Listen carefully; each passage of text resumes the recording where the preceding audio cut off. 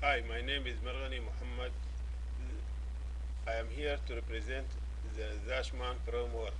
In 1987, John Zachman introduced a framework for information system architecture that has been widely adopted by systems analysts and database designers for the creation, design, and production of complex machine systems such as aeroplanes. The framework as it applies to enterprise is simply a logical structure for classifying and organizing the descriptive representations of an enterprise that are significant to the management of enterprise as well as to the development of the enterprise systems. It uses a grid model based around six basic questions: what, how, where, who, when, and why. Ask of five nominated stakeholders groups: planner, owner, designer, builder, and subcontractors to give a holistic view of the enterprise which is being modeled. The rows represent the points of view of different players in the system's development process, while columns represent different aspects of the process.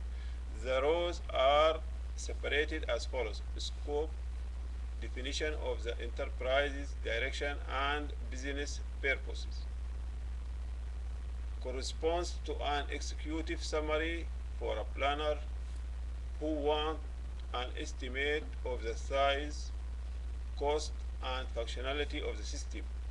This is necessary to establish the context for any system development effort. Row 2: model of business. This defines in business terms the nature of the business, including its structure, functions, organization, and so forth. In other words, show all the business entities and processes and how they interact. Row 3: model of the information system. This defines the business described in step 2 but in more rigorous information terms. Where row 2 describes business function, for examples, as perceived by the people performing them, row 3 describes them specifically as transformations of data.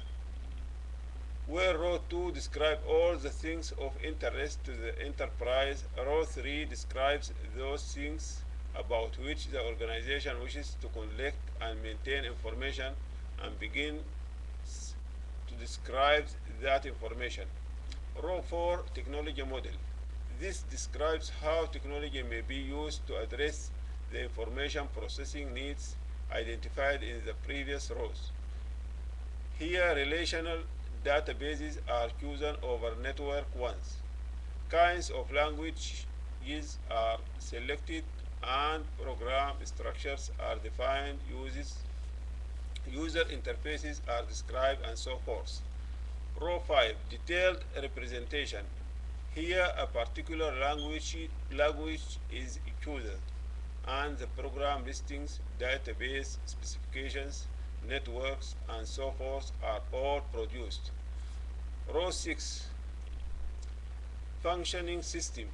Finally, a system is implemented and made part of an organization.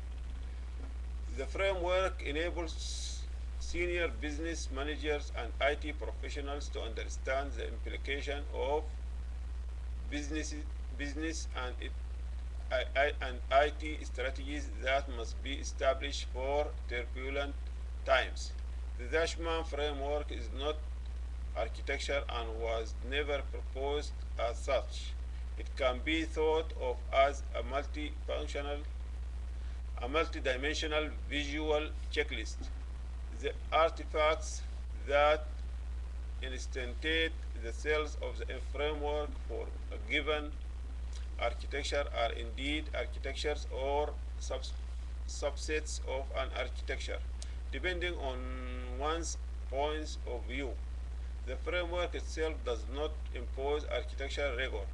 Although following its construct was reduced, the probability of mishap in architecture defined using the framework using the framework. In fact, in later work, Zachman introduced some principles to guide the use of his framework and also speculated about some of the tools and methods that would make the framework's adoption less labor intensive.